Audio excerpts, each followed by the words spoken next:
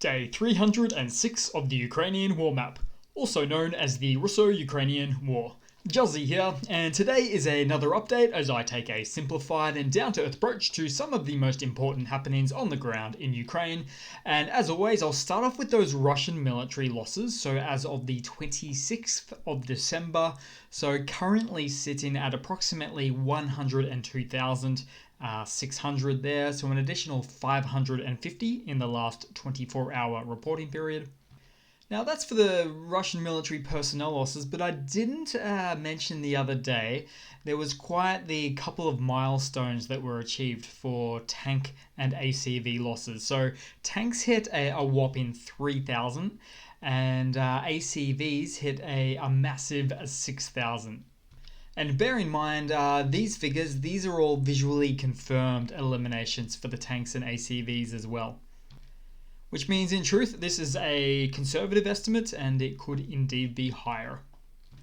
Then we'll move back across to the map today and we'll start out in Russia, again, as we sometimes do, where, here we go. So Russia's Engels Air Base has been hit again by Ukrainian forces, which is about 500 miles or about 800 kilometers from Ukraine's front lines.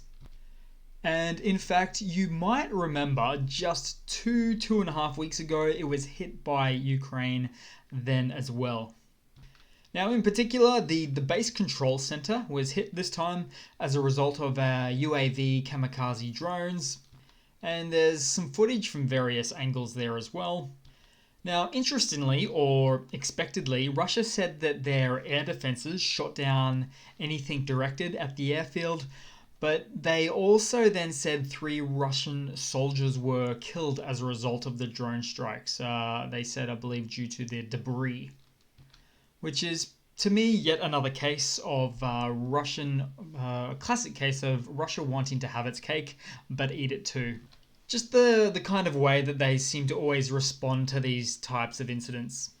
Now, theoretically, it is true that drones could have all been shot down, and therefore the debris could have killed the 3 Russian military personnel. But the chance of any debris from shot down smaller UAVs causing death is generally pretty slim. Oh, and more than just the base control was hit, some early reports indicate that the Ukrainian drones inflicted significant damage on 2 Tu-95 aircraft at the base as well. So these aircraft of which are the type that are normally used to perform airstrikes deep within Ukrainian territory. So either way, imagine all of the lives saved from these 2 aircraft in particular being damaged. Oh, then a bit of irony to add to the mix for this one. So December 26th is known as, quote, Air Defense Forces Day in Russia. So ironic indeed. But I've got to also say here, this newfound Ukrainian long-distance strike or range capability is indeed extremely problematic for Russia, being such an expansive country, geographically speaking, and have had to move most of their air defenses into its Ukrainian occupied territory. Which means Russia is fighting a battle on multiple fronts. It's in its own motherland as well there. A place that it seems to have never expected to fight or defend against in the first place when it commenced this useless war. Then moving on, still in Russia. Now we are moving to the Rostov Oblast, so right next to Ukraine, where an echelon of tanks, so T-90 and T-72 Russian tanks, were seen on rail heading towards Ukraine. And no doubt these are Russia's eastern tank reserves, thus leaving Russia wide open to military compromise on the eastern side of their country. Curiously, though, all of these tanks are missing their reactive armor that they would usually have on them. So reactive armor on tanks is the big green blocks you may have seen before, and you'll normally see them almost always on Russian tanks, supposedly designed to be effective against anti-tank weapons, but usually in real life they're not so effective. For instance, the Ukrainian Javelins, so the Javelin ATGM, so they're the anti-tank guided missile systems, shoot down at the tanks from above. They shoot up and then shoot back down and blow the tops right off, or the turrets, I should say, right off the tanks. As a result of all this, my guess is that these tanks in particular have come direct from storage, sometimes outdoor storage, unfortunately, and have been unmaintained and not since upgraded either. Then we'll quickly move across to Belarus for a moment, where a MiG-31K of the Russian Aerospace Forces caught fire up in Machilishki. So the engine on this MiG-31 caught fire and has been completely disabled, with reportedly no ability to fly anytime soon. And I've actually got nothing to tell me that this is Ukraine's doing. It's likely by Russia's own doing for not maintaining their military hardware during peacetime, just before the war. And it's not even by choice. They think, or they thought, that they were maintaining them, but the Russian oligarch military contracts just were that funding was just purely squandered for their own super yachts. Then we'll move across to the Kharkiv Oblast, where not everything is a Russian-made big ol' hole in the ground.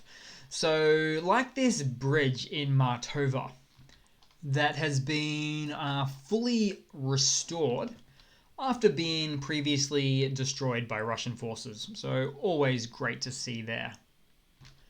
Then we'll quickly move across to the Donbass, where some inside sources say that we're expecting some pretty good news from Russian-held Svartova shortly, such as a Russian pullback or withdrawal or lost ground in the region by the Russian forces.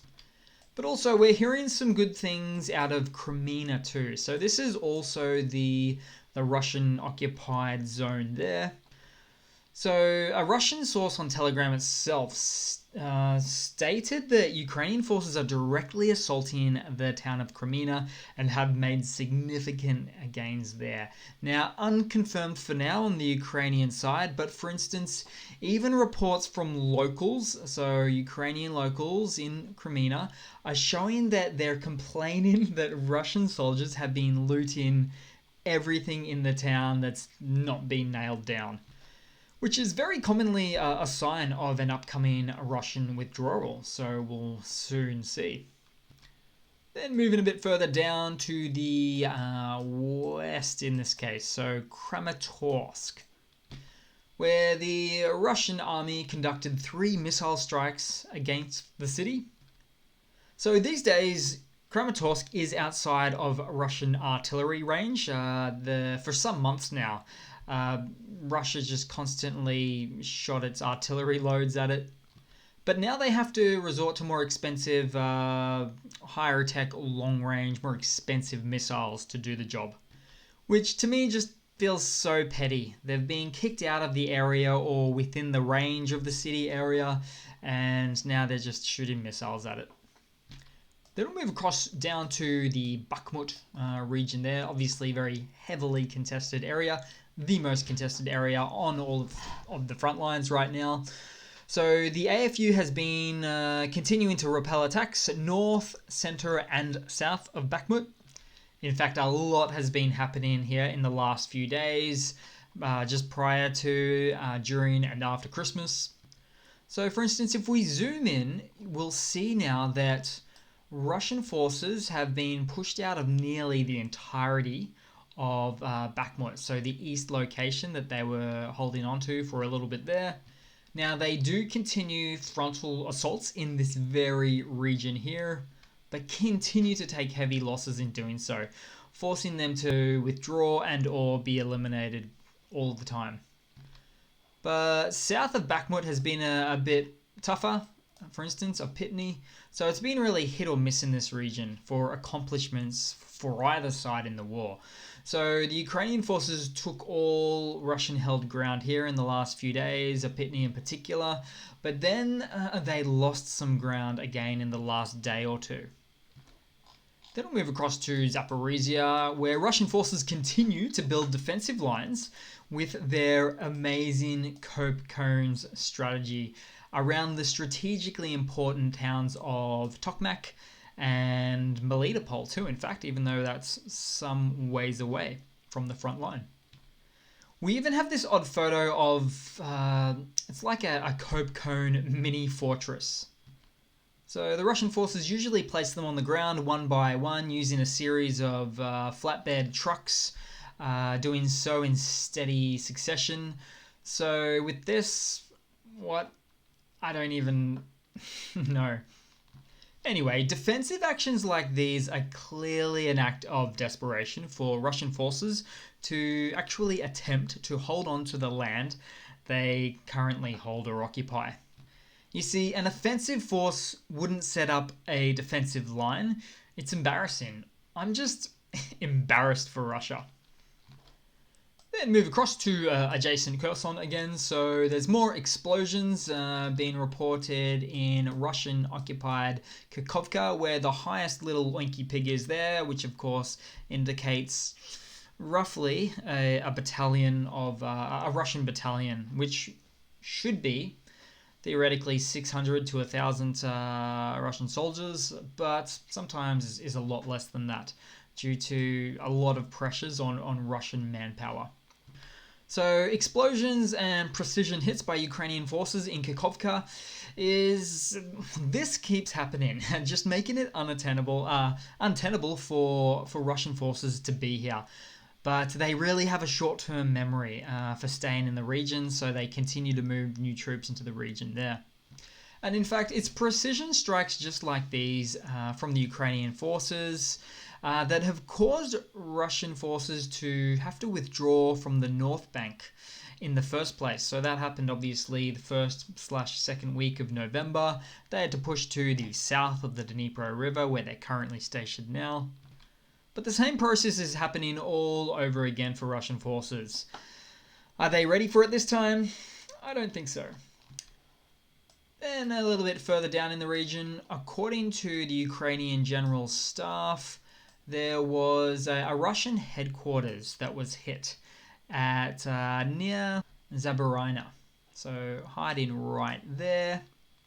So an officer meeting of the Russian Southern Military District was held here for some reason, and as a result up to 100 Russian servicemen were KIA or WIA.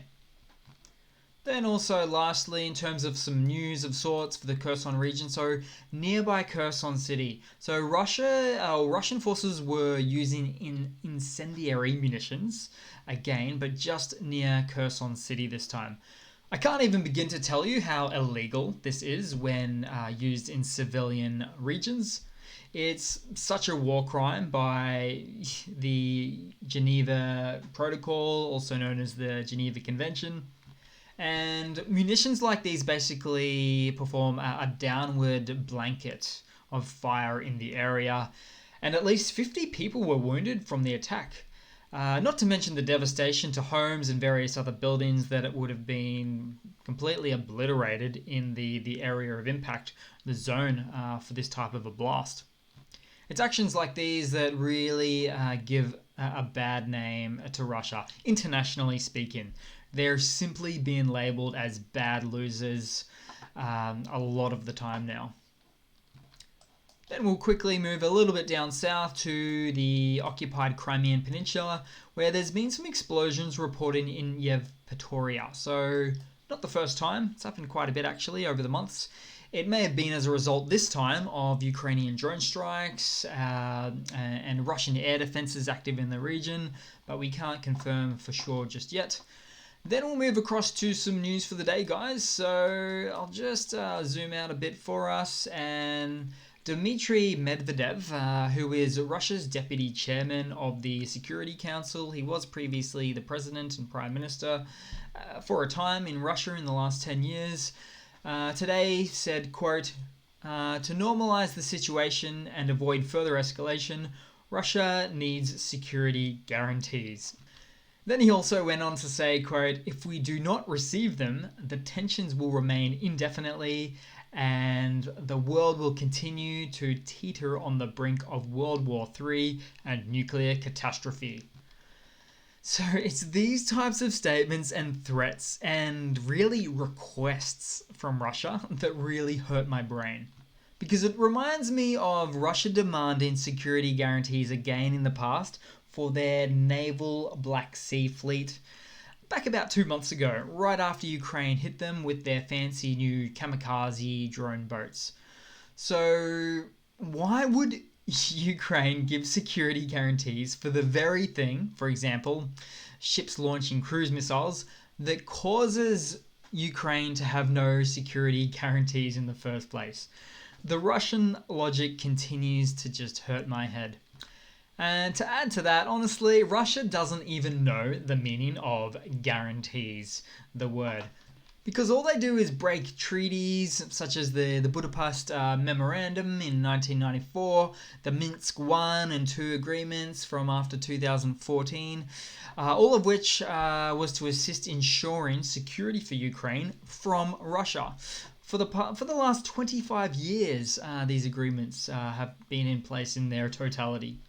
So all of which were broken as Russia keeps trying to invade Ukraine, basically. Then in some other news, Ukraine reopened its McDonald's store in Bucha, so that's North Kyiv, the capital. You might also remember just a few months ago, McDonald's started reopening in Ukraine, whilst at the same time, McDonald's decided to completely exit Russia in a sign of support and solidarity for the Ukrainian people, so always nice to see. Then in some other news, Kazakhstan handed over 41 powerful generators for Ukrainian hospitals. In fact, as did Azerbaijan recently too. They donated generators and transformers for Ukraine, and that was about 2 weeks ago, that one. And these countries traditionally have some geopolitical ties with Russia, essentially. So it's really good to see them coming out in support of Ukraine and therefore stand with the majority of global nations in this conflict. Then in some other news, on Christmas Day, Russian President Vladimir Putin claimed that he was ready for negotiations with Ukraine, but also stated that the West was interfering with Ukraine, telling them not to do so. Which, that's generally the opposite of the truth. Ukraine and Zelensky themselves have already pointed out the one and only path to peace with Russia, which is basically deoccupy Ukrainian lands and pay war reparations, which Russia has previously called that, quote, unreasonable. But in the end, for Putin to want to come to the negotiating table, this means either A, Putin realizes he's fighting a losing war, or B, Putin knows his war machine is exhausted to the point that it needs to regroup and regain strength for a later 2023 springtime offensive. So either way, these are not very good situations for Russia to be in, because Ukraine knows it's much better to fight an exhausted Russian military now instead of fighting a regrouped one later. And trolls in the comments section hate this line of statements or reasoning. And you can also tell when they type in their comments in the comment section that their handlers want them, so their propagandist handlers, Russian handlers, want them to push the narrative that now is the time for Ukraine to negotiate. But nothing could probably be further from the truth. Then in some other news, Russia and Iran are starting to become closer military partners now as a result of this war. So much so, in fact, that Russia has pledged 24 Su-35 fighter jets to Iran. But let's not kid ourselves, Russia really have none of them to spare. It's probably for a future contract that will be honoured sometime in 2029, for instance, so they pledge. Then in a little bit of the lighter side of news, Ukrainian soldiers have been celebrating Christmas on the front line. But the reason why I find this is interesting is because, for those of you that don't know, Ukraine and some other Slavic nations actually celebrate Christmas on the 7th of January as opposed to December 25th. It's part of the Eastern Greek Orthodoxy situation there under the Catholicism branding. So for Ukraine to do these types of things and celebrate Christmas on the front lines like the rest of the West, the rest of the Protestant and Catholic West, is an act of defiance against their Russian aggressors who celebrated on the 7th of January as well. Then in a Russian mobilization blunder of sorts, so this is just a still, it's not a video. This platform probably wouldn't appreciate me putting on this type of video. But here we have 10 Russian mobilized men who took their wounded back to base away from the front lines, and their commander was not happy, to say the least. I can't show you that footage, obviously, as I said, but as you might see here, instead of the